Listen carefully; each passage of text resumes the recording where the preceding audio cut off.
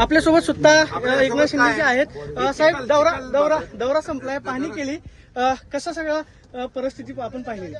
नाही, परिस्थिती वाईट आहे, संकट मोठं आहे आणि अशा परिस्थितीमध्ये निकषावर बोट न ठेवता यांना आपल्याला मदत करावी लागेल. आणि आता खरं म्हणजे हे आसमानी संकट आहे. शेतकरी आपला मायबाप आहे, बळीराजा. आणि बळीराजा जेव्हा संकटात असतो तेव्हा सरकार त्याच्या मागे उभं राहतं. मुख्यमंत्री स्वतः फिरतायत, उपमुख्यमंत्री अजितदादा फिरतायत, मी स्वतः फिरतोय.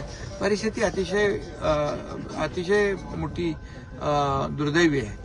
आणि म्हणून काही ठिकाणी पुलाचं देखील आपण सांगितलं, पुलामुळे अडचण आहे, ते देखील तात्काळ आपण करण्याच्या सूचना दिल्या. काही ठिकाणी पुनर्वसन करावं लागेल, पुनर्वसनाच्या सूचना दिलेल्या आहेत. आणि काही ठिकाणी जमिनी खरडून गेलेल्या आहेत, जनावर पशुधन वाहून गेलेलं आहे, काही ठिकाणी घरं वाहून गेलेली आहेत आणि शेतीचं पूर्ण नुकसान झालेलं आहे 100%.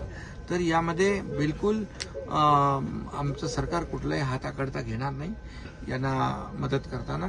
आणि नक्की शेतकऱ्यांच्या मागं सरकार उभं राहील. शेवटचा एक प्रश्न, तुमची बैठक कधी होईल? मुख्यमंत्री असतील, तुम्ही दोघे जण? आम्ही मुख्यमंत्र्यांच्या बरोबर, आम्ही दोन्ही उपमुख्यमंत्री, कृषी मंत्री आम्ही बैठक घेऊ आणि त्यानंतर याच्यामध्ये सगळे आढावा येतील, पंचनामे येतील. आणि पंचनामे करताना देखील थोडं अगदी फ्लेक्झिबल राहावं. लोकांच्या भावना तीव्र आहेत, त्यामुळे नुकसान मोठं आहे, संकट मोठं आहे. आणि या अशा संकटामध्ये सरकार एकदम पूर्ण ताकदीने त्यांच्या मागे. आपण पाहतोय की आम्ही सुद्धा मुख्यमंत्री असतील, आम्ही दोघे जण बसून एकत्रित बैठक घेऊ आणि मदत करू, अशी प्रतिक्रिया एकनाथ शिंदेंनी दिल्यास पाहायला मिळते.